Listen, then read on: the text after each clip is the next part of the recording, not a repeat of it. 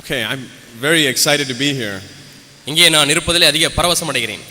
I've heard about the fellowship in Tuticorin for many years. அநேக ஆண்டுகளாக தூத்துக்குடி ஐக்கியத்தை குறித்து கேள்விப்பட்டிருக்கிறேன். And this is my first time here. நான் முதலாவது முறையாக இப்பொழுதுதான் வந்திருக்கிறேன். So I'm very excited to be here. ஆகவே உங்களோடு கூட இருப்பதிலே அதிக மகிழ்ச்சி அடைகிறேன். When I knew that I was going to come to India for 2 months, I told my dad that I wanted to visit different churches. 2 மாத வேலையாக நான் இந்தியாவுக்கு வந்தபொழுது என்னுடைய தகப்பனாரிடத்திலே நான் பல சபைகளை நான் போய் பார்க்க வேண்டும் என்று நான் என்னுடைய ஆசையை தெரிவித்தேன். And in fact, I was supposed to leave about one week ago. நான் ஒரு வாரத்துக்கு முன்பதாகவே திரும்பவும் என்னுடைய வேலை ஸ்தலத்துக்கு அமெரிக்காவுக்கு செல்ல வேண்டியிருந்தது. He said that the big Tamil Nadu conference in Tuticorin is this weekend.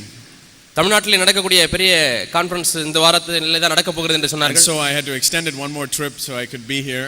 ஆகவே உங்களோடு கூட இருக்கும்படியாக என்னுடைய நான் திரும்பி செல்லும் தேதியை நான் தள்ளி போட்டு விட்டேன். And so this is an answer to prayer for me to. ஆகவே ஜெபத்திற்கு பதிலாக தான் எனக்கு தேவன் இந்த பாக்கியத்தை கொடுத்தார். I got to spend some time last night with some of the young brothers.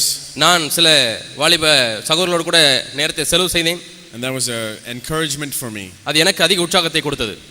When I went to bed after that, I was still thinking about a lot of the things that we talked about. நான் அவர்களோடு கூட பேசின பல காரியங்களை நான் படுக்கையில் இருக்கும் பொழுது கூட நான் அதை தியானித்துக் கொண்டே இருந்தேன். So one of the things that I've been thinking about recently that has encouraged me சமீபமாக என்னை உற்சாகப்படுத்தின நான் தியானித்துக் கொண்டிருந்த ஒரு பகுதி என்னவென்றால் is that I am valuable to God. நான் தேவனுக்கு மதிப்புள்ளவன். And I think for us as young people that's very important to remember. ஆகவே வாலிபர்கள் ஞாபகத்தில் வைத்துக் கொள்ள வேண்டிய முக்கியமான காரியம் நீங்கள் தேவனுடைய பார்வையில் விலையேறப்பட்டவர்கள். We are valuable to God. நாம் தேவனுடைய பார்வையில் விலையேறப்பட்டவர்களாக இருக்கிறோம். And sometimes we don't realize that. சில சமயத்திலே அதை நாம் உணர்வதில்லை. Because the devil makes us feel like we are insignificant. நாம் அவ்வளவு முக்கியமானவர்கள் அல்ல என்று சாத்தான் உணர வைக்கிறான். And he tells us that we're failures. நாம் தோற்று போனவர்கள் தோல்வி அடையக்கூடியவர்கள் என்று உணர வைக்கிறான். But the truth is that we are valuable to God. சத்தியம் என்னவென்றால் நாம் தேவனுடைய பார்வையில் விலையேறப்பட்டவர்கள். So I was thinking about what I would share today. இன்றைக்கு நான் என்ன உங்களோடு கூட பகிர்ந்து கொள்ள வேண்டும் என்று நான் எண்ணிக்கொண்டிருந்தேன். And then I got this. எனக்கு இந்த படம் கையிலே கிடைத்தது. You can't see it from here, but I see Phineas smiling. பின்னி சிரித்துக் கொண்டிருக்கிறார். ஆனா உங்களுக்கு இது என்ன என்று உங்களுக்கு தெரியாமல் இருக்கலாம். Because he painted this. அவர் இதை வண்ணம் தீட்டினார். Now he didn't give it to me, his brother gave it to me. அவன் என்னிடத்திலே கொடுக்கவில்லை, அவனுடைய தம்பி என்னிடத்திலே கொடுத்தான். But there's a verse that's written that he has painted on here, which I thought not a verse but a phrase that I want to share with you. அதிலே ஒரு வாசகத்தை எழுதி இருக்கிறார், அதை உங்களோடு கூட பகிர்ந்து கொள்ள விரும்புகிறேன். It says, this is a painting of a boat that's on the water, and it looks like there's lots of waves on the water. தண்ணீரிலே ஒரு படகு போய் கொண்டிருக்கிறது, அந்த தண்ணீரிலே அலைகள் எழும்பிக் கொண்டிருக்கிறது போல ஒரு படம். And on it says, with Jesus in my boat, இயேசு என்னுடைய படகிலே இருக்கும் பொழுது no storm can make me sink. எந்த ஒரு புயலும் என்னை மூழ்கடிக்க முடியாது என்று ஒரு வாசகம். With Jesus in my boat, இயேசு என்னோட கூட படகிலே இருக்கும் பொழுது no storm can make me sink. எந்த புயலும் என்னை மூழ்கடிக்க முடியாது. Isn't that precious?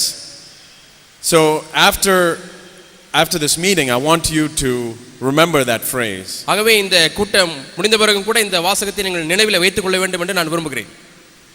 All of us as young people and everybody in this world, we're in a storm. வாலிபர்களாக இருக்கிற நாமும் மற்றவர்களும் கூட ஒரு விதமான புயலடிக்கக்கூடிய ஒரு உலகத்திலே தான் நாம் இருக்கிறோம். The devil, it says, is waging war against us. பிசாசானவன் நம்மோடு கூட ஒரு யுத்தத்தை அவன் நடத்தி கொண்டிருக்கிறான். So it's as if we are in this storm. ஆம், நாம் உண்மையாலுமே ஒரு புயலிலே தான் இருக்கிறோம். So picture yourself like a boat that's sitting on this storm, going up and down and up and down. நீங்கள் ஒரு படகிலே உட்கார்ந்து கொண்டிருக்கிறீர்கள் என்று கற்பனை செய்து கொள்ளுங்கள். அந்த புயலிலே அந்த படகு மேலும் கீழுமாய் போய் கொண்டிருக்கிறது. But with Jesus in my boat, no storm can make me sink. ஆனால் இயேசு என்னோடு கூட படகிலே இருந்தால் எந்த புயலும் என்னை அமிழ்த்த முடியாது. It says in the Bible that the devil wages war against our soul. நம்முடைய ஆத்மாவுக்கு விரோதமாக சாத்தான் போராடுகிறான் என்று வேதம் சொல்கிறது. And the soul is something very precious that God has given to us. தேவன் நமக்கு கொடுத்த விலையேறப்பட்ட ஒரு காரியம் தான் நம்முடைய ஆத்மா. Let me show you a verse in Proverbs chapter 4. நீதிமொழிகள் 4ஆம் அதிகாரத்தில் உங்களுக்கு ஒரு வசனத்தை காண்பிக்கிறேன்.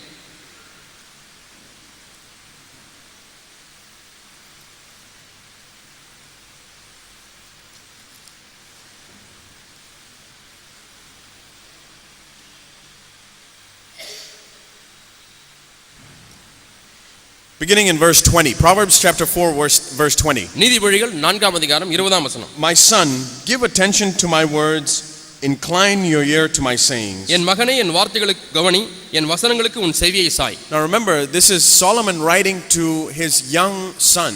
சாலமோன் தன்னுடைய இளைய குமாரனுக்கு எழுதக்கூடிய ஒரு கடிதம் என்பதை ஞாபகத்தில் வைத்துக் கொள்ளுங்கள். So this book of Proverbs is especially important for us as young people. ஆகவே வாலிபர்களாக இருக்கக்கூடிய நமக்கு நீதிமொழிகள் என்பது மிக முக்கியமான ஒரு புத்தகம். Because it's got some very important wisdom that's especially important for us as young people. குறிப்பாக வாலிபர்களாக இருக்கக்கூடிய நமக்கு கிடைக்கக்கூடிய ஞானம் இந்த புத்தகத்திலிருந்து கிடைக்கும். So then he goes on in verse 21, do not let them depart from your sight, keep them in the midst of your heart. அவைகள் உன் கண்களை விட்டு பிரியாதிருப்பதாக அவைகளை உன் இருதயத்துக்குள்ளே காத்துக்கொள் என்று அடுத்த வசனத்திலே வாசிக்கிறோம்.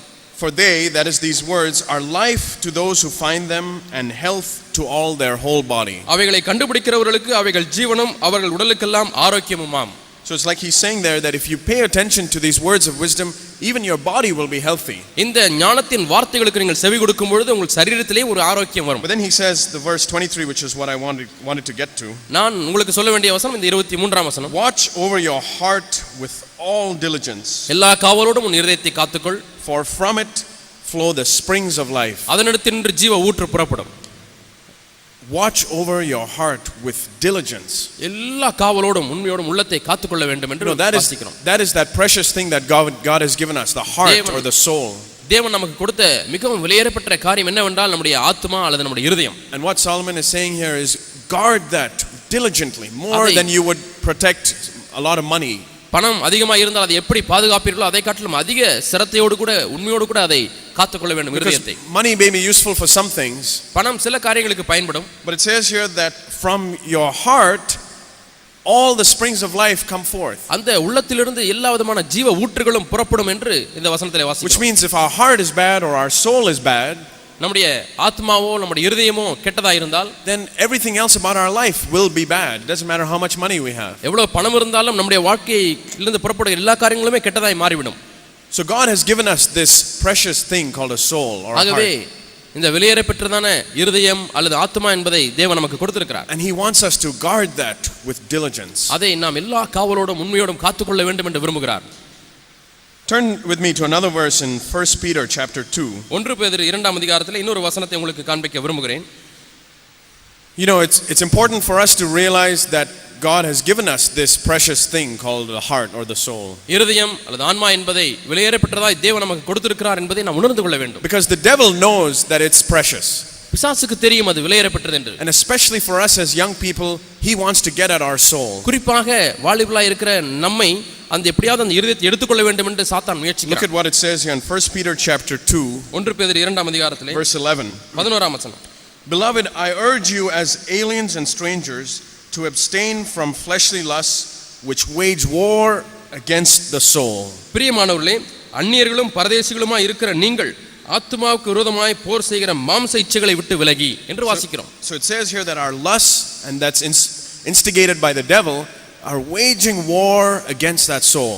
இங்கே பிசாசினாலே தூண்டப்படுகிறதான அந்த இச்சைகள் அவைகள் நமக்கு விரோதமாய் நம்முடைய ஆத்மாவுக்கு விரோதமாய் போர் செய்கிறதாம். So for all people on this world, whether we're Christians or non-Christians, நாம் கிறிஸ்தவர்களாக இருந்தாலும் சரி கிறிஸ்தவர்கள் அல்லாத மற்ற மக்களாக இருந்தாலும் சரி எல்லா ஜனங்களுக்கும் there's a war going on with the soul. அங்கே ஆத்மாவோடு கூட அங்கே ஒரு யுத்தம் நடந்து கொண்டிருக்கிறது. And that's kind of like that storm that I mentioned earlier. It's going up and down and up and down. ஏற்கனவே நான் சொன்னது போல அந்த புயலிலே மேலும் கீழுமாய் அலசடிப்படுகிறதான படகை போல அந்த யுத்தம் காணப்படுகிறது. For most people in the world, they lose that war. உலகத்தில் இருக்கிற अनेक ஜனங்கள் இந்த போரிலே தோற்று போகிறார்கள். So the devil tempts them through their lusts. அவர்கள் இச்சைகளின் மூலமாக பிசாசு அவர்களை சோதிக்கிறான். And they give in. அவர்கள் அதை விட்டு கொடுக்கிறார்கள். And they lose that battle. அந்த போரிலே அவர்கள் இழந்து போகிறார்கள். But we're called ஆனால் நாமோ to win that battle. அந்த போரிலே ஜெயிக்கும்படி அழைக்கப்பட்டிருக்கிறோம்.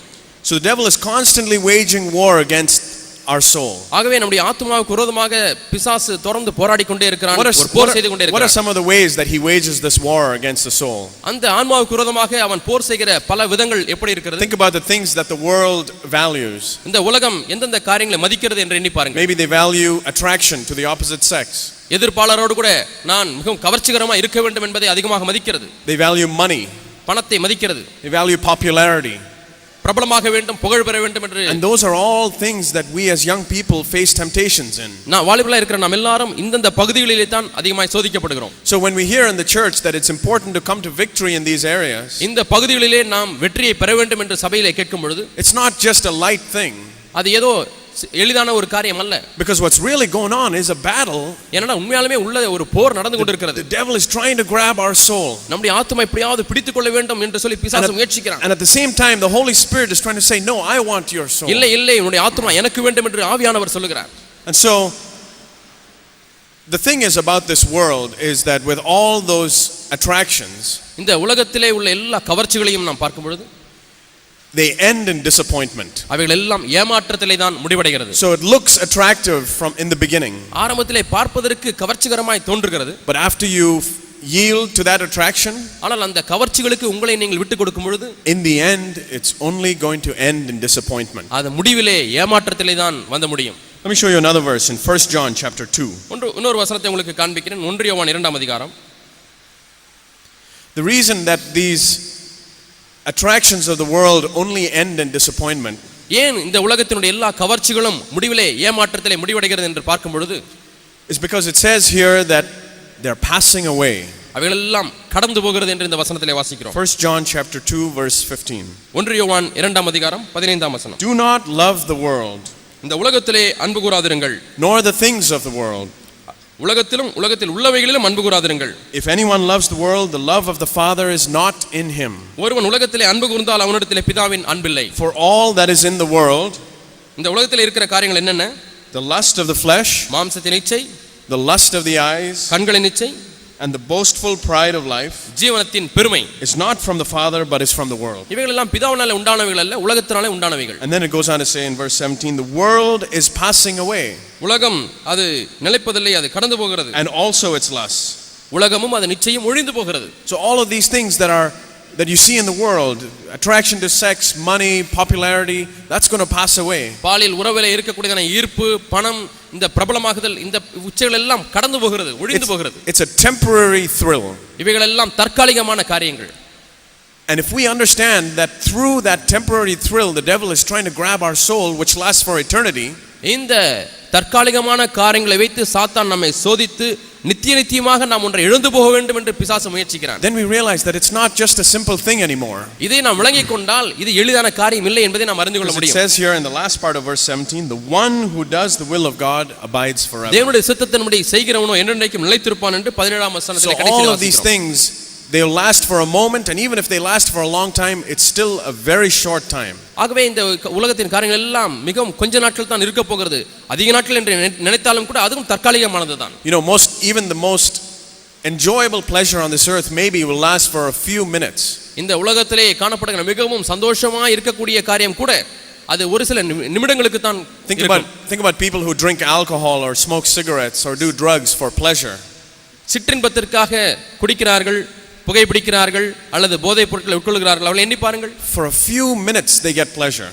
அவர்களுக்கு கிடைக்கக்கூடிய அந்த இன்பமானது ஒரு சில நிமிடங்களுக்கு தான் நீடிக்கும். And after that they destroy their bodies, they destroy their souls. அதற்கு பிறகு தான் அவர்கள் பார்ப்பார்கள், ஐயோ என்னுடைய ஆத்துமாவையும் என்னுடைய சரீரத்தையும் நான் கெடுத்துக் கொண்டேன் என்று உணர்வார்கள். For that moment of pleasure, ஆனால் அந்த சிற்றின்ப இன்பத்துக்காக they give up their soul. தங்களுடைய ஆத்துமாவை விட்டு விடுகிறார்கள். And the devil has blinded their eyes by making those things seem attractive to them. இவைகள் எல்லாம் மிகவும் கவர்ச்சியாக இருக்கும்படியாக காண்பித்து அவருடைய கண்களை சாத்தான் குருடாக்கி விட்டான். But the more they allow him a foothold in their lives, எந்த அளவுக்கு அதிகமாக சாத்தானுக்கு தன்னுடைய வாழ்க்கையில காலை வைக்க இடம் கொடுக்கிறார்களோ, the more he is winning that battle for their soul. தங்களுடைய ஆத்துமாவிலே அந்த அளவுக்கு அதிகமாக அவன் போர் செய்ய ஆரம்பிக்கிறான். So I said we're like this boat that's being tossed up and down. நாம் மேலும் கீழும் அலசடிப்படுகிற அந்த படகை போல இருக்கிறோம் என்று நான் உங்களுக்கு சொன்னேன். But does anybody remember what the phrase says? இந்த வாசகத்தை நான் உங்களுக்கு சொன்னேன், யாருக்காவது ஞாபகம் இருக்கிறதா? You can say it in Tamil. தமிழிலே சொல்லுங்கள். With Jesus in my boat, இயேசு என்னோடு கூட படகிலே இருந்தால் no storm can make me sink. எந்த ஒரு புயலும் என்னை மூழ்கடிக்க முடியாது. So I have to believe that despite the rest of the world going up and down in this storm, ஆகவே இந்த உலகத்திலே மீதி உள்ள காரியங்கள், மீதி உள்ள படகுகள் எல்லாம் மேலும் கீழும் அலசடிப்பட்டு கொண்டிருக்கும் பொழுது, if I really have Jesus, no storm can make me sink. உண்மையாலுமே என்னிடத்தில் இயேசு இருப்பார் என்று சொன்னால் எந்த புயலும் என்னை மூழ்கடிக்க முடியாது. You know, when I was younger, when I was in my teenage years, maybe some of you are that age.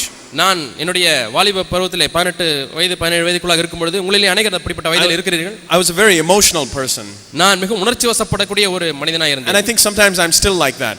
இப்பொழுதும் கூட நான் அப்படிதான் இருக்கிறேன் என்று உணர்கிறேன். Sometimes I feel very very happy and I want to live for the Lord. சில சமயத்திலே ரொம்ப சந்தோஷமாய் தேவனுக்காக வாழ வேண்டும் என்று உற்சாகத்தோடு காணப்படுகிறேன். Other times I'm discouraged and I'm tempted to give up. சில சமயத்திலே சோர்வடைந்து நடாய்ந்த வாழ்க்கை போதும் என்று எண்ணுகிறேன். And then maybe a few hours later or the next day I'm happy again. அடுத்த நாளே பக்கம் மீண்டுமாய் சந்தோஷமாய் வருகிறேன். It used to be like that. அப்படிதான் இந்த வாழ்க்கை ஆரம்பத்தில் இருந்தது. But it's becoming better. ஆனால் இப்பொழுது கொஞ்சம் அது சீரடைந்து வருகிறது.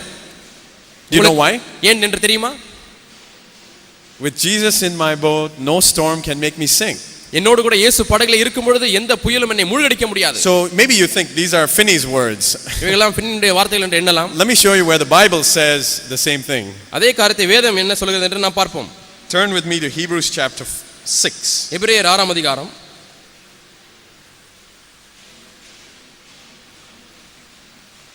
So remember, we're trying to find out how when the storm goes up and down we can have our boat be stable. இந்த புயல்னாலே கடல் மேலேயும் கீழேயும் போகும்பொழுது எப்படி நம்முடைய படகு ஸ்திரத்தன்மையோடு கூட இருக்க முடியும் என்பதை நாம் விளங்கிக் கொள்ள முயற்சிக்கிறோம். So Hebrews chapter 6 verse 19. எபிரேயர் 6 ஆம் அதிகாரம் 19 ஆம் வசனம். It says, "This hope we have as an anchor for the soul." அந்த நம்பிக்கை நமக்கு நிலையும் உறுதியும் கொடுக்கிறது. Now I hear that Tuticorin is a fishing town. இந்த தூத்துக்குடி என்பது மீன் பிடிக்கிறவர்களா நிறைந்த பட்டணமா இருக்கிறது என்று நான் அறிந்து கொள்கிறேன். There's lots of boats. அநேக படகுகள் காணப்படுகிறது. And maybe many of you have been on boats. உங்களில் அநேகர் படகிலே போயிருந்திருக்கலாம். So do you know what happens when the boat is going up and down and they want to hold the boat firm? அங்கே கடும் அலைகள் வீசும் பொழுது புயல் வீசும் பொழுது படகு மேலும் கீழுமாய் போய் கொண்டிருக்கிறது. இப்பொழுது Does anybody know what they do? ஸ்திரமாய் வைப்பதற்கு என்ன செய்வார்கள் சொல்லுங்கள் பார்ப்போம். படகு ஆடாமல் இருப்பதற்கு என்ன செய்வார்கள்? They put an anchor down. நங்கூரம் வீசுவார்கள். And what does the anchor do? அந்த நங்கூரம் என்ன செய்கிறது? The anchor is this long chain that they drop from the boat. அங்கே படகிலிருந்து ஒரு சங்கிலியினால கட்டப்பட்டதான அந்த நங்கூரத்தை அவர்கள் பாய்ச்சுகிறார்கள். And it's got a hook at the end of it. அந்த நங்கூரத்தை பார்த்தால் அதிலே ஒரு கொக்கி போல இருக்கும். So they lower it till it hits the ground. அந்த சங்கிலியை விட்டுக்கொண்டே இருப்பார்கள். அந்த நங்கூரம் தரையை தொடும் வரைக்கும் விட்டுக்கொண்டே இருப்பார்கள். And then it sinks into the ground. அது தரையிலே அது முழுகும் பொழுது and it catches in the ground. அது அந்த தரையில் அப்படியே பிடிபட்டுக் கொள்கிறது. Because you see, when the water is going up and down, the ground is firm. அந்த தண்ணீர் மேலும் கீழுமாய் போய் கொண்டிருந்தாலும் கடலுக்கு அடியிலே இருக்கக்கூடிய மண்ணானது அது உறுதியாய் நிலை நிற்கிறது. So what these people in the boats do is, even though the water is going up and down, they're looking for where is firm ground. ஆகவே தண்ணீர் மேலும் கீழுமாய் போய் கொண்டிருந்தாலும் எங்கே ஸ்திரமான நிலம் இருக்கிறது என்று கண்டுபிடித்து அங்கே நங்கூரத்தை பாய்ச்சுகிறார்கள். And I believe the Holy Spirit uses this example because that's what we're supposed to do when life is going up and down. நம்முடைய வாழ்க்கை மேலும் கீழுமாய் போய் கொண்டிருக்கும் பொழுது இதைத்தான் நாம் செய்ய வேண்டும் என்று ஆவியானவர் நமக்கு நினைப்பூட்டுகிறார். Look for what it is that is firm. அந்த ஸ்திரமான தன்மை என்ன என்பதை நாம் பார்க்க வேண்டும். So we know that the things of this earth are not firm because they're passing away. இந்த பூமிக்குரிய காரியங்கள் எல்லாமே ஸ்திரமானதா இல்லை, ஏனென்றால் அவைகள் ஒழிந்து போகிறது என்று வேதம் சொல்கிறது. All the pleasures of this earth, they're not firm because they're going to pass away. That's going up and down. இந்த உலக இன்பங்கள் எல்லாம் மேலும் கீழுமாய் போய் கொண்டிருக்கிறபடினால அவைகளும் ஒழிந்து போகிறதா இருக்கிறது. My feelings, those will go up and down. என்னுடைய உணர்வுகளும் மேலும் கீழுமாய் தான் போகும். Sometimes I feel like reading my Bible, sometimes I don't feel like reading my Bible. சில சமயத்தில் வேதத்தை வாசிக்க வேண்டும் போல உணர்வு இருக்கிறது, சில சமயத்தில் அந்த உணர்வு இருப்பதில்லை. So I cannot trust that. ஆகவே இதை நான் நம்ப முடியாது. But what can I trust? ஆனால் எதை நான் நம்பலாம்? Remember what this saying goes? How this saying goes? இந்த வாசகம் என்ன சொல்கிறது என்று பாருங்க. With Jesus in my boat, no storm can make me sink. இயேசு என்னோடு கூட படகிலே இருக்கும் பொழுது எந்த புயலும் என்னை மூழ்கடிப்பதில்லை. But as it says here in verse 19, this hope is an anchor for our soul. இந்த நம்பிக்கை தான் நம்முடைய ஆத்துமாவுக்கு நங்கூரமாய் இருக்கிறது. And this hope, it says, is both sure and steadfast, and one which enters within the veil. இந்த நம்பிக்கையானது அது நிலையும் உறுதியுமானதாய் அது திரைக்குள்ளாக போகிறதுமாய் இருக்கிறது. Where Jesus has entered as a forerunner for us. நமக்கு முன்னோடினவராகிய இயேசு அதற்குள்ளாக பிரவேசித்திருக்கிறார். Having become a high priest forever according to the order of Melchizedek. மெல்கிசேதேக்கின் முறைமையின்படி நித்திய பிரதான ஆசாரியராய் அவர் மாறி இருக்கிறார். So this is something new for us. இது நமக்கு புதிதாக காணப்படுகிறது. We know that the veil in the temple in Jerusalem was torn when Jesus died. எருசலேம் தேவாலயத்தில் இருக்கக்கூடிய திரைச்சலையானது இயேசு மரித்த பொழுது அது மேலிருந்து கீழாக கிழிந்தது. Which means before that veil was rent, அந்த திரை கிழிக்கப்படுவதற்கு முன்பதாக they could not have this anchor. அவர்களுக்கு இந்த நங்கூரம் இல்லாதிருந்தது. So what is this anchor? இந்த நங்கூரம் என்ன? Let's go back to verse 13. It says, 13ஆம் வசனத்திலே பார்க்கிறோம் that God made a promise to Abraham. ஆபிரகாமுக்கு தேவன் வாக்குத்தத்தம் So you பண்ணினார். know the story about Abraham, right? ஆபிரகாமுடைய கதை உங்களுக்கு தெரியுமா? He had the opportunity to choose whatever land he wanted. தனக்கு என்ன தேசம் தேவையோ நிலம் தேவையோ அதை தெரிந்தெடுப்பதற்கென்று அவனுக்கு ஒரு தருணம் கிடைத்தது. He saw the attractions of this world and the land at his time. அந்த அவனுடைய நாட்களில் இருந்த உலகத்தையும் கவர்ச்சியான பகுதிகளையும் அவன் பார்த்தான். And he was tempted to grab them. அதை எடுத்துக்கொள்வதற்கு சோதிக்கப்பட்டான். And then his younger nephew grabbed it. அவனுடைய சித்தப்பா மகன் அவன் அதை எடுத்துக்கொண்டான். But Abraham said, I'm not going to grab. நான் அதை எடுத்துக்கொள்ள போவதில்லை என்று ஆபிரகாம் சொன்னான். Because he knew that this world was passing away. இந்த உலகமானது ஒழிந்து போகிறது என்று அவன் அறிந்திருந்தான். And he was looking for that anchor. அந்த நங்கூரம் எனக்கு கிடைக்குமா என்று தான் அவன் தேடி பார்த்தான். He knew that at the end all these things on this earth would only end up in disappointment. முடிவிலே இந்த உலகம் தருகிற காரியங்கள் எல்லாம் ஏமாற்றத்தில் தான் முடியும் என்று அவன் அறிந்திருந்தான். And so he put his anchor in the hope that God had given him. ஆகவே தேவன் அவனுக்கு கொடுத்த நம்பிக்கையிலே அவன் அதை நங்கூரமாய் வைத்திருந்தான். So let's look at verse 13. 13ஆம் வசனத்தில் For when God made the promise to Abraham, ஆபிரகாமுக்கு தேவன் ஆணையிட்ட பொழுது, since he could swear by no one greater, தம்மிலே பெரியவர் யாரும் இல்லை, he swore by himself, ஆகவே தேவன் தமது பேரிலேயே ஆணையிட்டார், saying, என்ன சொன்னார்? I will surely bless you and I will surely multiply you. நிச்சயமாகவே நான் உன்னை ஆசீர்வதித்து உன்னை பெருகவே பெருக பண்ணுவேன். And thus having patiently waited, he obtained the promise. அப்படியே அவன் பொறுமையாய் காத்திருந்த பொழுது வாக்குத்தத்தம் பண்ணப்பட்டதை பெற்றுக்கொண்டான். So what does it mean that God swore by himself? தேவன் தமது பேரிலே ஆணையிட்டார் என்பதனுடைய பொருள் என்ன? See, God was making a promise to Abraham that he would bless him. தேவன் ஆபிரகாமை ஆசீர்வதிப்பேன் என்றதான ஒரு வாக்குத்தத்தத்தை And அவர் that செய்தார். he would make him a blessing to many. அநேகருக்கு அவனை ஆசீர்வாதமாய் மாற்றுவேன் என்று சொன்னார். And as if that promise was not enough, அந்த வாக்குத்தத்தம் போதுமானதாய் இல்லாதது போல God said, I will surely bless you. It's like he was making an oath. அவர் ஒரு உடன்படிக்கை, ஒரு நிச்சயமாகவே உன்னை ஆசீர்வதிப்பேன் என்று சொல்லி ஒரு ஆணை இடுகிறார். We know what an oath is. ஆணை என்றால் என்ன என்று நமக்கு தெரியும். If you go to the court and they ask you a question, நீங்கள் வழக்கு மன்றத்திலே போய் அங்கே ஒரு கேள்வி உங்களை கேட்கிறார்கள். They want to be absolutely sure that you're going to tell the truth this time. இந்த நேரத்திலே நீ சொல்வது உண்மையாக தான் இருக்க வேண்டும் என்பதை அவர்கள் நிச்சயப்படுத்திக் கொள்ள விரும்புகிறார்கள். I think that's funny because the implication is that the rest of the time you can tell a lie. இது வேடிக்கையாக இருக்கிறது. ஏதோ மீதி நேரங்களிலே சொல்வதெல்லாம் நீங்கள் பொய் சொல்லிக் கொள்ளலாம், கோர்ட்டிலே வந்தால் மட்டும் உண்மை சொல்ல வேண்டும் என்பது போல அவர்கள் செய்கிறார்கள். But when you come to court you must tell the truth because you take an oath. வழக்கு மன்றத்திலே வரும்பொழுது நீங்கள் உண்மையை சொல்ல வேண்டும் ஏனென்றால் நீங்கள் ஆணையிட்டு சொல்லுகிறீர்கள். Now as we know, God can never tell a lie. It says that in the Bible. வேதம் சொல்லுகிறது தேவன் ஒரு காலம் பொய்யுரையாத தேவன். So he made this promise to Abraham, saying, I will bless you and make you a blessing. நான் உன்னை ஆசீர்வதித்து உன்னை ஆசீர்வாதமாக்குவேன் என்று ஒரு வாக்குத்தத்தத்தை ஆபிரகாமுக்கு செய்கிறார். But just so Abraham and all of us could be doubly sure, he said, I'll take an oath. ஆபிரகாமும் நாமும் இதை குறித்து இரட்டிப்பான நிச்சயம் பெறும்படியாக நான் எனது பேரிலே ஆணையிடுகிறேன் என்று ஆண்டவர் சொல்கிறார். I will surely bless you. நிச்சயமாகவே உன்னை ஆசீர்வதிப்பேன் என்று சொல்கிறார். And then it says in verse 19, this hope we have as an anchor. இந்த நம்பிக்கை தான் நமக்கு நங்கூரமாய் இருக்கிறது என்று 19ஆம் வசனத்திலே next time you feel like your boat is going up and down and your feelings are going up and down, அடுத்த முறை உங்களுடைய படகு மேலும் கீழுமாய் போவது போல உங்களுடைய உணர்வு மேலும் கீழுமாய் போவது போல உணர்ந்தால் you take out this anchor and drop it over the boat. இந்த நங்கூரத்தை எடுத்து நீங்கள் நங்கூரத்தை கடலிலே பாய்ச்சுங்கள். And what is that? God will bless me and make me a blessing to many. அந்த நம்பிக்கை என்னவென்றால் தேவன் என்னை ஆசீர்வதித்து அநேகருக்கு என்னை ஆசீர்வாதமாக்குவார். For us as young people that's so important. வாலிபர்களாய் இருக்கிற நமக்கு இது மிக முக்கியமானதா இருக்கிறது. Because the world says, oh, you're young, you're a child, you're not that important, you have to grow up. நீ என்னப்பா இன்னும் சின்ன பையனா இருக்க, இன்னும் உனக்கு உலகம்லாம் தெரியாது, இன்னும் வளர வேண்டி இருக்கிறது என்று உலகத்தார் சொல்வார்கள். And yet as young people we can lay a hold of this promise. ஆனாலும் வாலிபர்களாய் இருக்கிற நாம் இந்த நம்பிக்கையை உறுதியாய் பற்றிக்கொள்ள முடியும். God is telling me, God is telling you. தேவன் என்னிடத்திலே சொல்கிறார், தேவன் உங்களிடத்திலே சொல்கிறார். I will bless you. நான் உன்னை ஆசீர்வதிப்பேன். I will make you a blessing to many. நான் உன்னை அநேகருக்கு ஆசீர்வாதமாக்குவேன். So I was saying that the world is living one way and we are called to live a different way. இந்த உலகம் ஒரு விதமாக வாழுகிறது, நாமோ வேறு விதமாய் வாழ்வதற்கு என்று அழைக்கப்பட்டிருக்கிறோம். Because all of us have a soul, whether we're believers or unbelievers. நாம் அவிசுவாசிகளாய் இருந்தாலும் விசுவாசிகளாய் இருந்தாலும் நம்ம எல்லாருக்குமே ஒரு ஆன்மா இருக்கிறது. So the world, everybody in the world, they have souls. உலகத்தில் இருக்கிற எல்லாருக்குமே ஆத்மா இருக்கிறது. And we as Christians, we also have souls. கிறிஸ்தவராய் இருக்கிற நமக்கும் ஆத்மா இருக்கிறது. But the difference is, or the difference should be, என்ன வித்தியாசம் இருக்க வேண்டும்? that in the world they're tossed up and down by the soul. உலகத்திலே அவர்கள் மேலும் கீழுமாய் அலசடிப்பட்டு கொண்டிருப்பார்கள். Because their soul controls them. அவர்கள் ஆத்மா அவர்களை கட்டுப்படுத்துகிறபடினாலே ஆத்மா மேலும் கீழும் போகிறது போல இவர்களும் போய் கொண்டிருக்கிறார்கள். That means let's say there's a man and he sees a woman and he wants to look and lust at her. ஒரு மனிதன் ஒரு பெண்ணை பார்த்து இச்சிக்கிறான் கண்களிலே. And to satisfy his soul he looks.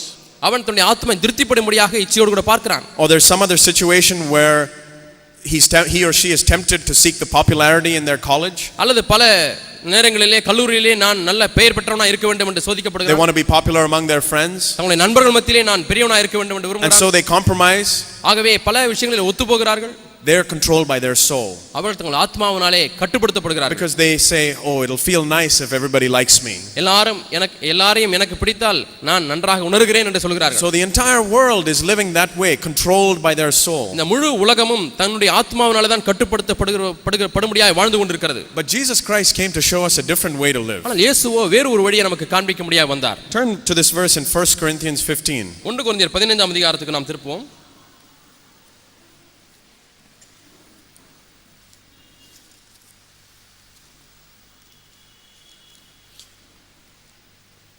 Now remember that God gave us this. God is the one who gave us this soul. தேவன் தான் நமக்கு இந்த ஆத்மாவை கொடுத்தார் என்பதை ஞாபகத்தில் வைத்துக் So the கொள்ளுங்கள். soul itself is not a bad thing. ஆகவே ஆத்மாவே ஒரு கெட்ட காரியம் என்று நாம் சொல்ல But we have a முடியாது. choice. You can either live controlled by that soul, ஆனால் இந்த ஆத்மாவினாலே கட்டுப்படுத்தப்பட்டு வாழ வேண்டுமானால் வாழலாம், or we can live the way Christ lived. அல்லது கிறிஸ்து வாழ்ந்தது போல நாம் வாழ So முடியும். how did Christ live? எப்படி கிறிஸ்து வாழ்ந்தார்?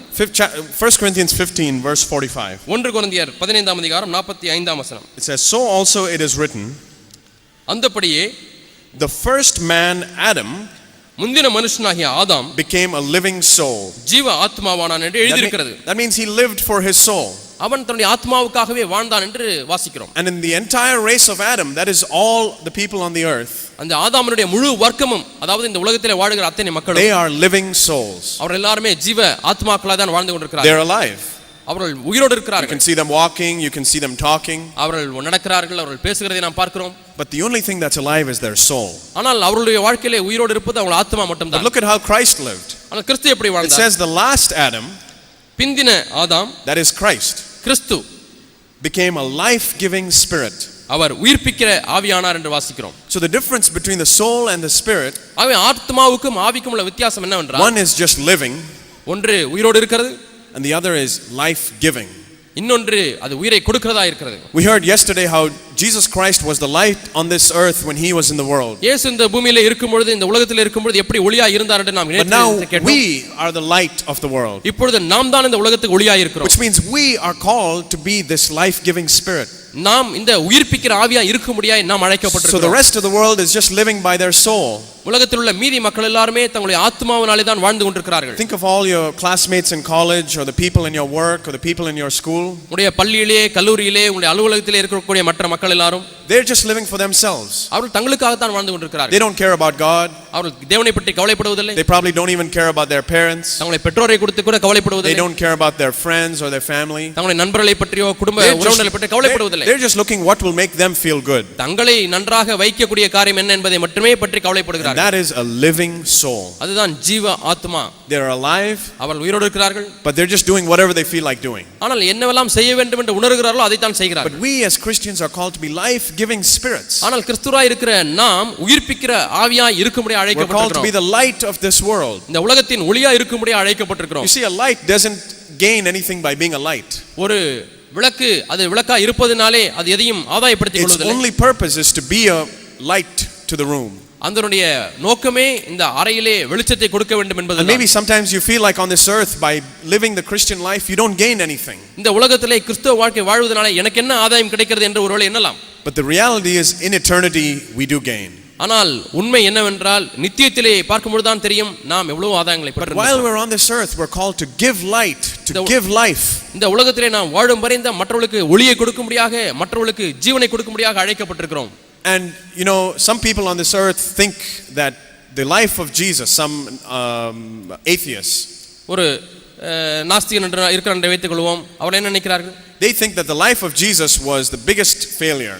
இயேசு கிறிஸ்துவினுடைய வாழ்க்கையானது மிகவும் தோல்வியடைந்த வாழ்க்கை என்று Because they எண்ணுகிறார்கள். think he was a great prophet, he could have done mighty things, he could have made a lot of money with his miracles. அவர் பெரிய தீர்க்கதரிசியா இருந்தார், பல காரியங்களை செய்திருக்கலாம், அற்புதங்கள் மூலமாக பணம் சம்பாதித்து பெரிய வெற்றி பெற்றிருக்கலாம் என்று எண்ணுகிறார்கள். Jesus did more miracles than anybody who is making money doing miracles today. இன்றைக்கு பணத்துக்காக அற்புதங்களை செய்கிற அநேகரை காட்டிலும் அதிகமான அற்புதத்தை இயேசு செய்தார். Dead people came back to life. மரித்தவர்கள் உயிரோடு எழும்பினார்கள். You almost never hear about those kind of miracles today. அப்படிப்பட்ட அற்புதங்கள் இந்த நாளில் நடக்கிறதை நாம் பார்ப்பதில்லை. And yet at the end of his life Jesus died like a criminal.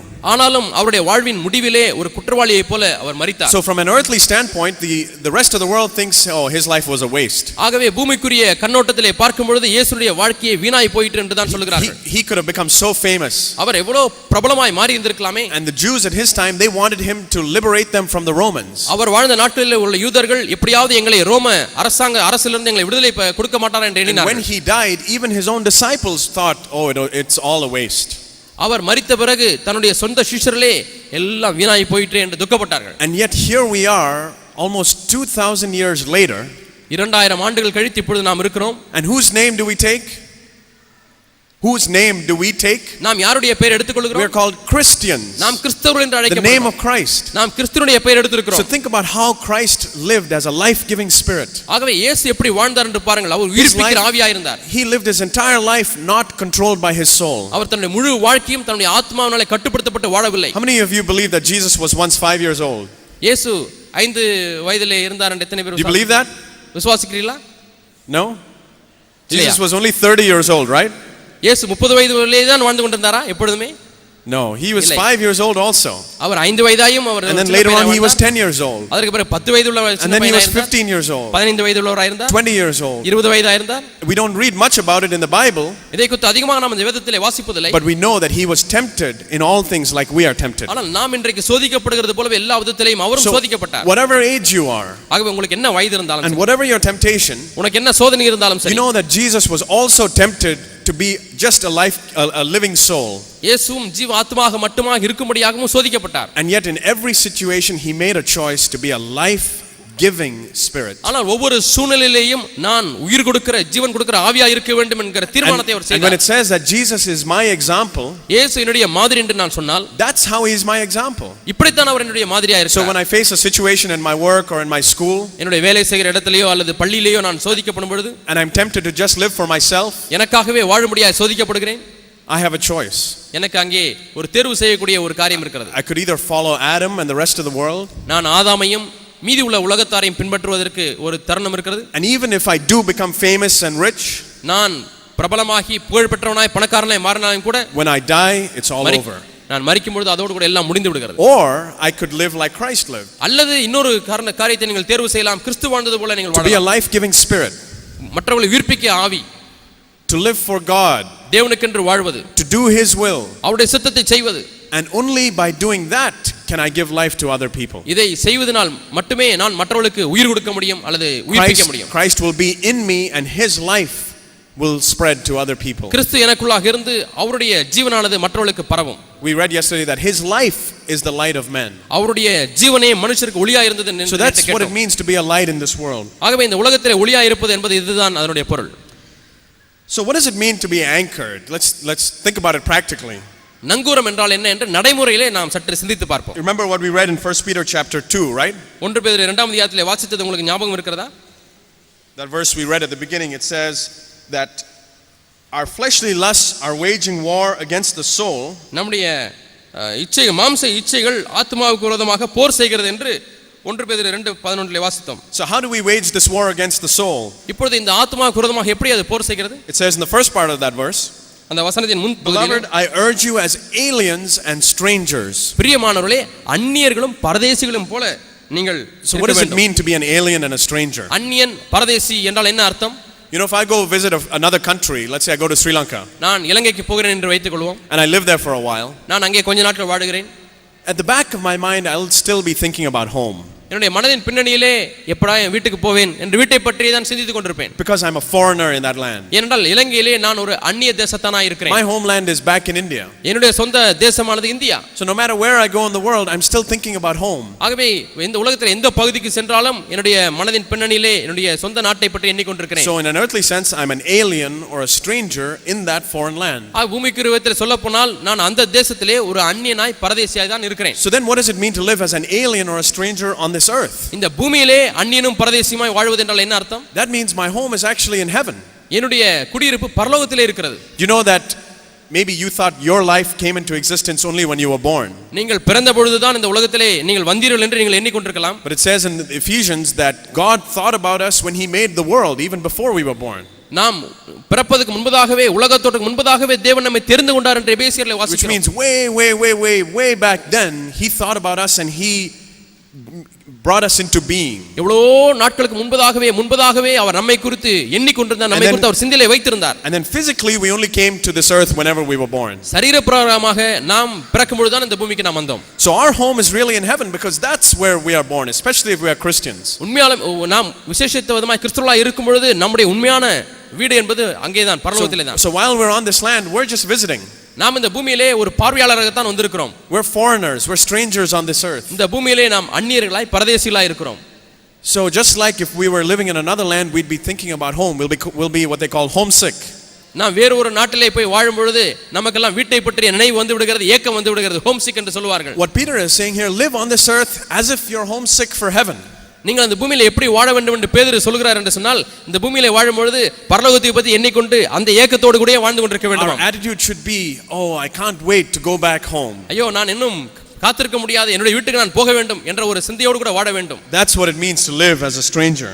அந்நியனாய் வாழ்வது என்பதனுடைய அர்த்தம் அதுதான். You know, when I think about this alien and stranger, I'm reminded of a game we used to play when we were children. அந்நியரும் பரதேசிகளுமாய் இருக்கிறோம் என்ற வசனத்தை நான் வாசிக்கும் பொழுது, நான் சிறு பிள்ளையா இருக்கும் பொழுது வீட்டிலே ஒரு விளையாட்டு விளையாண்டது எனக்கு ஞாபகம் வருகிறது. And I think in India we call that game business. இந்தியாவிலே பிசினஸ் என்றதான ஒரு விளையாட்டு. And you know what it was is a board. ஒரு பெரிய அட்டை இருக்கும். And there's different spots on the board. அந்த அட்டையில நிறைய கட்டங்கட்டமாக போட்டு, and then you throw a dice and maybe you go to one spot. தாயக்கட்டை உருட்டி விட்டால் நீங்கள் அதை 1 2 3 2 சொல்லி, and if you land on that spot you can buy that house or buy that property. ஒரு குறிப்பிட்ட இடத்துக்கு நீங்கள் போய் விட்டால் அந்த சொத்தை நீங்கள் வாங்கி விடலாம். So it's really what it is trying to imitate the real life in the world. உலகத்தில் இருக்கக்கூடிய உண்மையான வாழ்க்கை வாங்குவதும் விற்கிறதுமான அந்த தொழில் வாழ்க்கை இது சித்தரிக்கக்கூடிய ஒரு விளையாட்டு. So you can buy a house. திடீரென்று நீங்கள் ஒரு வீட்டை சொந்தத்துக்கு வாங்கி விடுவீர்கள். and then if you go a full round around the board you get some money. நீங்கள் அந்த அட்டை முழுதுமாய் ஒரு ரவுண்ட் அடித்து விட்டால் நீங்கள் கொஞ்சம் பணம் உங்களுக்கு கிடைக்கும். and then maybe if you have some more money you can build a bigger house. இன்னும் கொஞ்சம் பணம் நிறைய வந்து விட்டால் பெரிய வீட்டை நீங்கள் விலைக்கு வாங்கலாம். you get some more money you can buy a big car. இன்னும் கொஞ்சம் பணம் அந்த விளையாட்டில் உங்களுக்கு கிடைத்து விட்டால் நீங்கள் ஒரு காரை வாங்கலாம். you get some more money you can buy some more land. இன்னும் கொஞ்சம் பணம் கிடைத்து விட்டால் இன்னும் கொஞ்சம் நிலத்தை வாங்கலாம். and at the end of the day and at the end of the game, அந்த விளையாட்டு முடிந்த உடனே the person with the most amount of houses and cars and land and money wins the game. யார் அதிக வீட்டை வாங்கி இருக்கிறான், அதிக நிலத்தையும் பணத்தையும் வாங்கி இருக்கிறானோ அவன்தான் ஜெயித்தவன். and so he can boast, he can put his collar up, I won the game. நான் தான் இந்த விளையாட்டில் ஜெயித்தவன் என்று சொல்லி காலரை தூக்கி விட்டுக் கொள்ளலாம். and then how long does that last? அது எவ்வளவு நேரம் இருக்க போகிறது? after 5 minutes after the game is over, அந்த விளையாட்டு முடிந்து 5 நிமிஷம் கழித்த பிறகு what do mommy and daddy do? அம்மா அப்பா என்ன செய்கிறார்கள்? anybody know? யாருக்காவது தெரியுமா? they close the game, right? விளையாண்டது போதும் என்று சொல்லி அந்த அட்டை எடுத்து மூடி விடுகிறார்கள். they take all the houses அந்த இருக்க வீடு and they say okay put it back in the box. எல்லாவற்றையும் மூட்டை கட்டி ஒரு பெட்டியிலே போட்டு விடுகிறார்கள். close the board. அந்த அட்டையை மூடி விடுகிறார்கள். fold it. அதை மடிக்கிறார்கள். put it away. அதை ஷெல்ஃப்ல வைத்து விடுகிறார்கள். and then go do your homework. நீ போய் வீட்டு பாடத்தை செய், படிக்க போ என்று சொல்லி விடுகிறார்கள். now who is the winner? இப்பொழுது யார் ஜெயித்தவன்? the game is over. விளையாட்டு முடிந்து விட்டது. you know that's how we're living on this earth. இப்படித்தான் நாம் இந்த பூமியிலே வாழ்ந்து கொண்டிருக்கிறோம். one day God is going to fold this all up. ஒரு நாளிலே தேவன் எல்லாவற்றையும் மடிக்க போகிறார். He's going to take all those houses that the people in the world lived. இப்பொழுது ஜனங்கள் வாழ்ந்து கொண்டிருக்கிற அந்த வீடெல்லாம் போதும் எல்லாம் காலி பண்ணுங்க என்று சொல்லி விடுவார். that's what it means by it's passing away. அதுதான் இந்த உலகம் அதிர்ச்சி ஒழிந்து போகிறது என்பதின் வசனத்தின் அர்த்தம். one day God is going to clear the whole board and say it goes back into the box. இந்த அட்டையில இருக்கக்கூடிய தாயக்கட்டை மற்ற எல்லாவற்றையும் எடுத்து விட்டு போதும் என்று அட்டையை மடித்து விடுவார். and then he's going to see what did you really spend your life chasing after. அப்பொழுதுதான் இவ்வளவு நாட்களாக நீ எதற்காக உண்மையாலுமே உன்னுடைய நேரத்தை செலவு செய்த என்பதை ஆண்டவர் பார்ப்பார். maybe at the end of your life before you died you could say I am the richest man in the world, even if you could say that. நீங்கள் இப்படி சொல்ல முடிந்தால், அதாவது உலக வாழ்க்கை முடியும் பொழுது நான் தான் இந்த உலகத்திலே மிக பெரிய பணக்காரனாய் மாறிவிட்டேன் என்று சொன்னாலும் கூட, it says we live once and then we die once. மனிதன் ஒருதன் வாழ வேண்டும், ஒருதன் மரிக்க வேண்டும். and after that we get judgment. அதற்கு பிறகு நியாய தீர்ப்பு. and then we stand before the throne of God. அப்பொழுது தேவ சிங்காசனம் முன்பாக ஒரு நாள் நிற்போம். and now the business game is closed up. இப்பொழுது அந்த பிசினஸ் விளையாட்டு அந்த அட்டையெல்லாம் மூடப்பட்டு விட்டது. and now what does he say? I'm no longer is he or she the richest person in the world. இனிமேலும் உலகத்திலே நான் பெரிய பணக்காரன் என்று சொல்வதற்கு அங்கே முடியாது. all those pleasures in the world that we chased after, that means nothing anymore. உலகத்திலே தேடிக்கொண்டிருந்த அருமையான காரியங்கள் என்று எண்ணினதெல்லாம் இப்பொழுது இல்லை. And then God looks at our life and sees, were we living souls or were we life-giving spirits? தேவன் அங்கிருந்து எதை பார்க்கிறார் என்றால் நாம் ஜீவ ஆத்மாவா தான் வாழ்ந்து கொண்டிருந்தோமா அல்லது உயிர்ப்பிக்கிற ஆவியாய் வாழ்ந்து கொண்டிருந்தோமா என்று பார்க்கிறார். Did we allow Christ to so fill our lives that we became light and life to the people around us? நம்மை சுற்றி இருக்கிற மக்களுக்கு ஒளியாகவும் அவர்களுக்கு ஜீவனாகவும் இருக்கும்படியாக நாம் கிறிஸ்துவால் நம்மை நிறைத்துக் கொண்டோமா என்பதை அவர் பார்ப்பார். But there's a wonderful promise for those of us who live as aliens and strangers on this earth. ஆனால் அந்நியரும் பரதேசிகளுமாய் இந்த பூமியிலே வாழ்கிறவர்களுக்கு அருமையான ஒரு வாக்குத்தத்தம் ஒன்று உண்டு. Let me show you one more example before I end. நான் முடிப்பதற்கு முன்பதாக இன்னும் ஒரு உதாரணத்தை உங்களுக்கு சொல்ல விரும்புகிறேன். And that's one of the first people on this earth who lived as aliens and strangers. இந்த உலகத்திலே அந்நியரும் பரதேசிகளுமாய் வாழ்ந்த முதல் கூட்ட மக்கள் இவர்கள்தான். That's in Hebrews chapter 11. எபிரேயர் 11ஆம் அதிகாரத்தில் அது இருக்கிறது.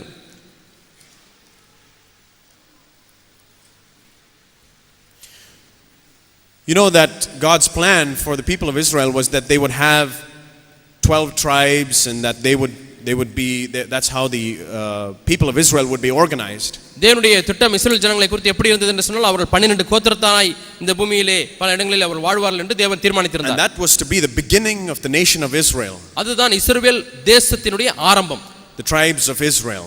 இஸ்ரவேல் கோத்திரத்தார் என்று வாசிக்கிறோம். The name Israel comes from the man Jacob. இஸ்ரவேல் என்ற பெயர் எதிலிருந்து வருகிறது என்றால் யாக்கோபு என்கிற அந்த மனிதனிடத்தில் தான் அந்த பெயர் வருகிறது. Because his name was changed to Israel at the end of his life, near the end of his life. யாக்கோபுடைய வாழ்க்கையின் முடிவிலே அவனுடைய யாக்கோபு என்கிற பெயரானது இஸ்ரவேல் என்ற பெயராய் மாற்றப்பட்டது. So before God said, how am I going to make this nation of Israel? இந்த இஸ்ரவேல் தேசத்தை எப்படி நான் உண்டாக்க போகிறேன் என்று ஆண்டவர் சிந்தித்து பார்க்கும்போது through whom I'm going to send my son himself to live on this earth, who's going to come through the nation of Israel. யார் மூலமாக இந்த தேசத்திலே என்னுடைய சொந்த குமாரன் இந்த உலகத்துக்கு வர வைக்க வேண்டும் என்று ஆண்டவர் எண்ணின பொழுது he was looking for one man, one person who could start this. நான் இந்த வேலையை ஆரம்பிப்பதற்கு யார் மூலமாக ஆரம்பிக்க முடியும் என்று அவர் தேடி ஒரு மனிதனுக்காக தேடிக் கொண்டிருந்தார். One person who would live as an alien or a stranger on this earth. இந்த பூமியிலே அந்நியனும் பரதேசியுமாய் வாழக்கூடிய ஒரு மனிதன் இருக்கிறானா என்று அவர் தேடி பார்க்கிறார். Because only then could he be a life-giving spirit. ஏனென்றால் அப்பொழுது மட்டுமே அவன் உயிர்ப்பிக்கிற ஒரு ஆவியாய் இருக்க முடியும். And that man was Abraham. அந்த மனிதன் தான் Abraham. Look at Hebrews 11 verse 8. எபிரேயர் 11ஆம் அதிகாரம் 8ஆம் வசனம். By faith Abraham, when he was called, obeyed by going out to a place he was to receive for an inheritance. விசுவாசத்தினாலே Abraham தான் சுதந்திரமாக பெறப்போகிற இடத்திற்கு போகும்படி அழைக்கப்பட்ட பொழுது கீழ்ப்படிந்து தான் போகும் இடம் என்னதென்று அறியாமல் புறப்பட்டு போனான். And he went out not knowing where he was going. எங்கே போகிறேன் என்று தெரியாமலே அவன் புறப்பட்டு போகிறான். I mean, have you ever stopped and thought about that? Imagine if somebody said, "Hey, come with me." யாராவது உங்களை பார்த்து என் கூட வாப்பா என்று சொல்கிறார்கள். I'm not going to tell you where we're going. நம்ம எங்க போறோம் நான் சொல்ல மாட்டேன். We're going on a long trip. நாம் நீண்ட பிரயாணமாய் போக போகிறோம். Okay, even then if Brother Vincent says come with me, at least I know I can, as far as he can go, I can also go. Sir Vincent என்னை கூப்பிட்டால் அவர் எந்த அளவுக்கு போவாரோ அந்த அளவுக்கு நானும் போக முடியும்னு சொல்லி நம்பி போகலாம். But imagine if some voice out of heaven says, come with me, go. ஆனா இப்போது எந்த நபரும் இல்லை, ஒரு சத்தம் மட்டும் வானத்திலிருந்து வருகிறது, நீ புறப்பட்டு போ என்று. How can you keep up with God? எப்படி தேவனோடு கூட சேர்ந்து நடக்க? He may make you walk and walk and walk and walk and walk. நடந்து கொண்டே இருக்க வேண்டும், நடந்து போய் கொண்டே இருக்க வேண்டும். But Abraham trusted God. ஆனால் ஆபிரகாமோ தேவனை நம்பினான்.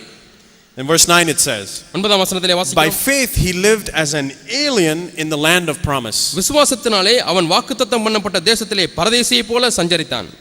As in a foreign land.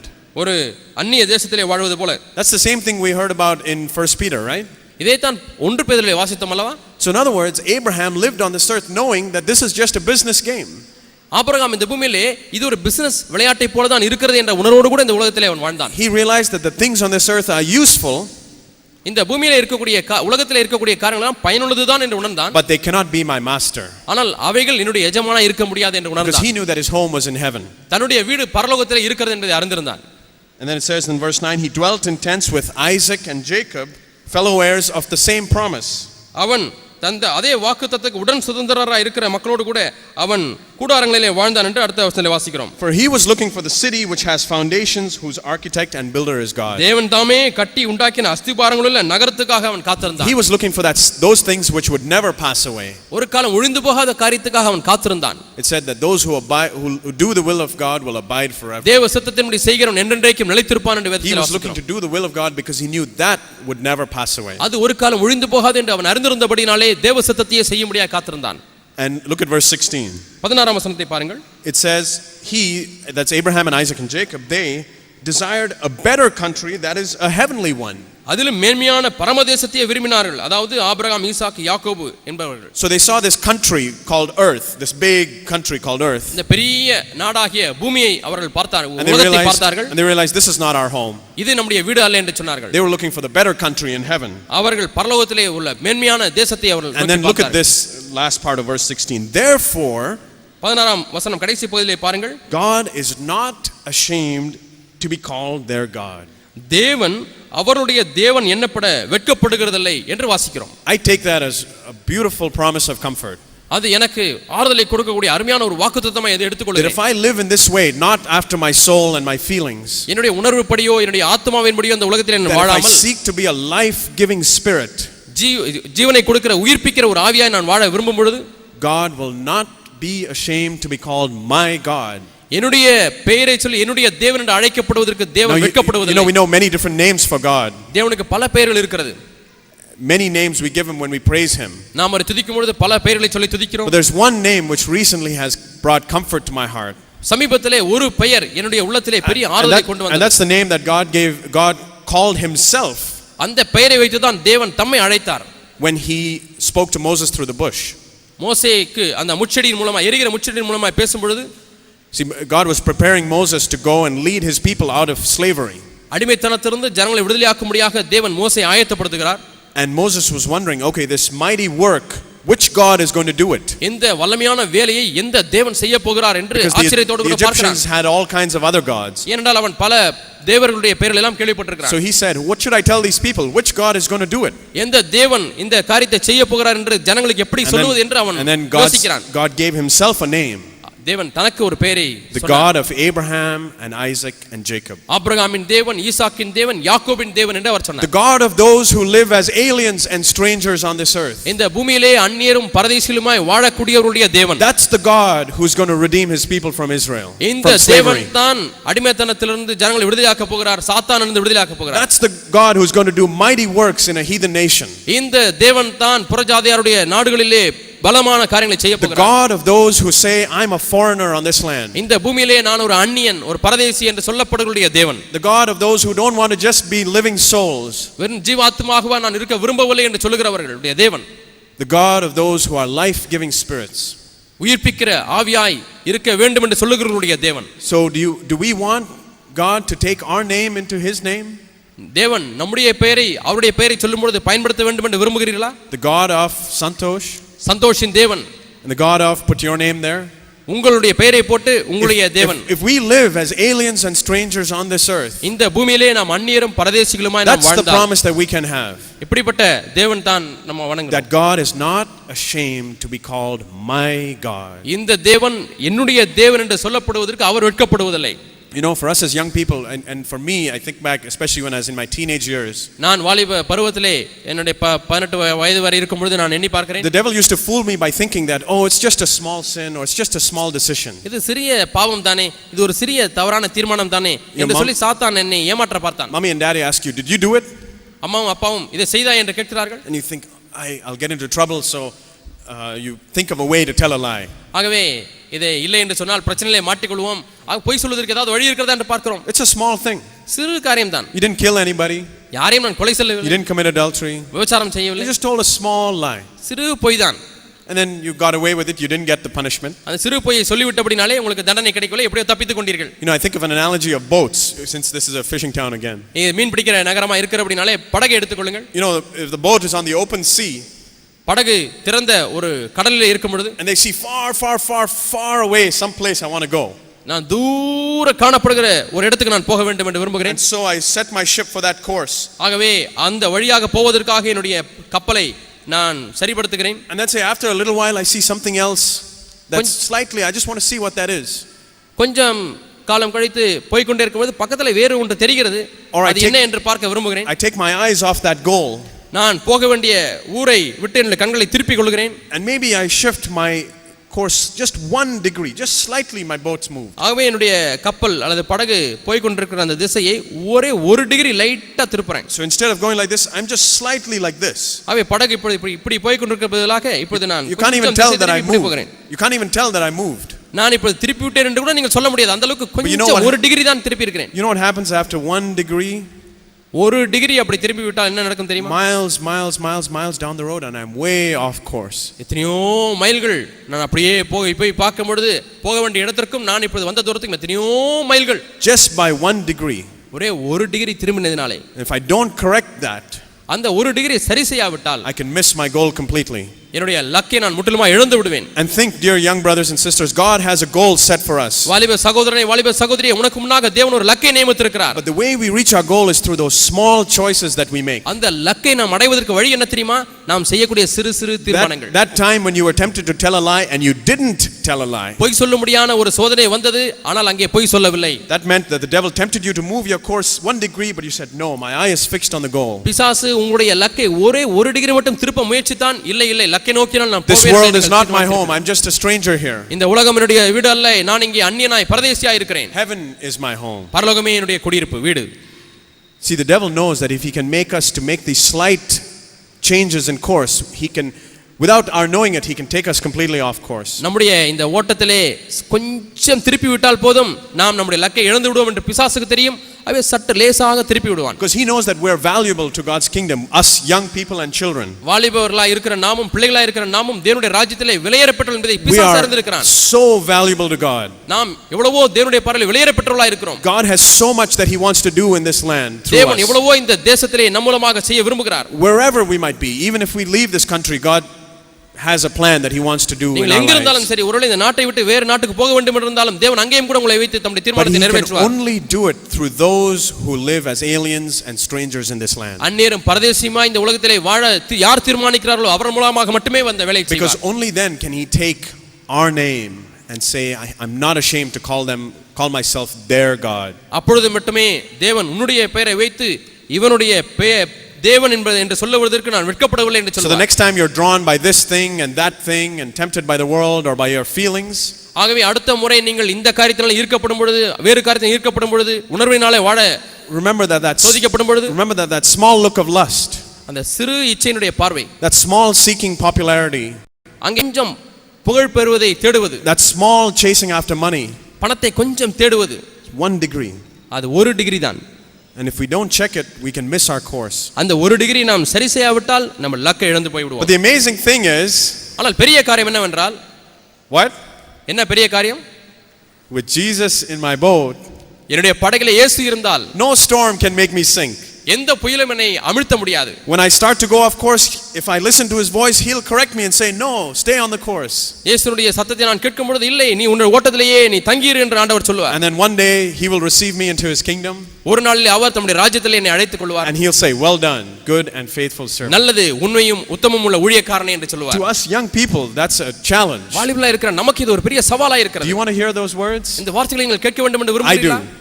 நான் விரும்புகிறேன். And that's sweeter than any of the words I can hear from my friends. இந்த உலகத்தில் எந்த விதமான நண்பர்களிடமிருந்து கேட்கக்கூடிய சத்தத்தை காட்டிலும் அந்த சத்தம் எனக்கு இனிமையானதா இருக்கிறது. To hear my Jesus who gave up everything for me, எனக்காக எல்லாவற்றையும் விட்ட அந்த இயேசுவுடைய சத்தத்தை கேட்பது, say well done, நல்லது, you also gave up everything for me.